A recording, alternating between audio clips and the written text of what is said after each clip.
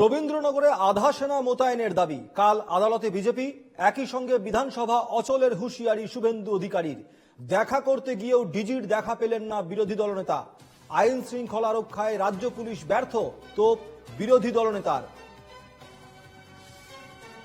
দেবারতী ঘোষ রয়েছেন এই মুহূর্তে আমাদের সঙ্গে। দেবারতী, ভবানী ভবনে ডিজি রাজীব কুমারের সঙ্গে বিজেপি বিধায়করা এবং শুভেন্দু অধিকারী দেখা করতে গিয়েও দেখা পেলেন না। বেরিয়ে এসে যা যা অভিযোগ করলেন শুভেন্দু, ভয়ঙ্কর। দেখো, মহেশতলায় যে ঘটনা ঘটেছে সেই ঘটনা নিয়ে আজকে দেখা করতে এসেছিলেন বিরোধী দলনেতা শুভেন্দু অধিকারী। তিনি বেশ কিছু এমএলএদের সঙ্গে নিয়ে এসেছিলেন।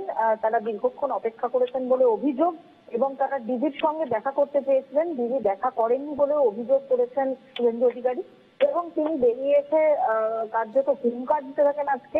এবং তিনি বলেন, এবং একই সঙ্গে বেশ কিছু সাধু সন্ত তারাও কিন্তু চলে আসেন, তারাও স্লোগান শাউটিং করতে থাকেন।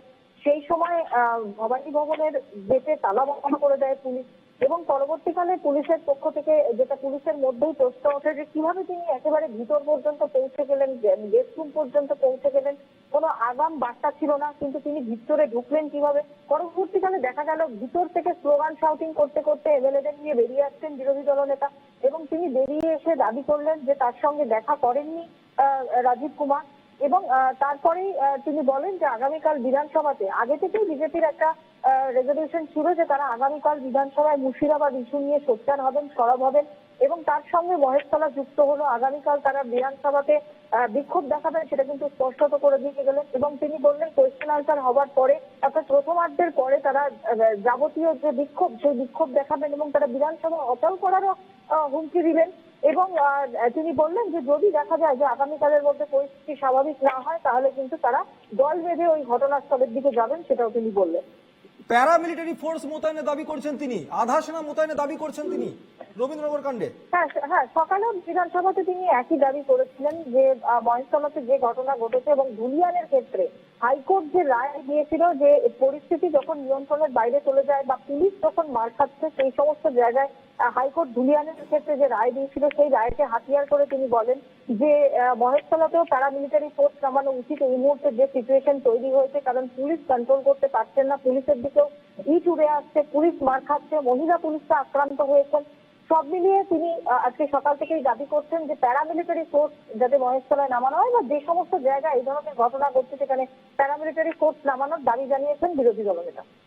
একদমই দেবারতী, আমরা একবার শুনিয়ে দিই দর্শকদেরকে শুভেন্দু অধিকারী কি বলেছেন। আমি এবং আমার 5 কলিগ দেখা করতে এসেছিলাম মহামান্য ডিজি। উনি থেকেও মিট করেননি মমতার নির্দেশে। কারণ আমরা জানি সবাই ল্যাম্প পোস্ট, একটাই পোস্ট, হিন্দু বিরোধী সরকার, মুসলিম লীগের সরকার, অত্যাচারী সরকার। ধুলিয়ান, শামশেরগঞ্জ, মোথাবাড়ির পরে কলকাতার কাছে 10 কিলোমিটার দূরে অত্যাচার। আগামীকাল বিধানসভা চলতে দেওয়া হবে না। কোশ্চেন অ্যান্সারের পরে বিধানসভা চলতে আমরা দেব না।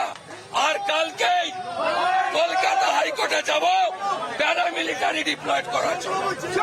এবং ভিতরে কি কথা হলো, তৃণমূলের রাজ্য সাধারণ সম্পাদক কুণাল ঘোষ নিয়ে কি বলেছেন শোনাবো আপনাদেরকে। কোনো এলাকায় কোনো কারুর মধ্যে কোনো মতপার্থক্য হতে পারে, কোথাও একটা সংঘাত হতে পারে, সেগুলো খারাপ জিনিস।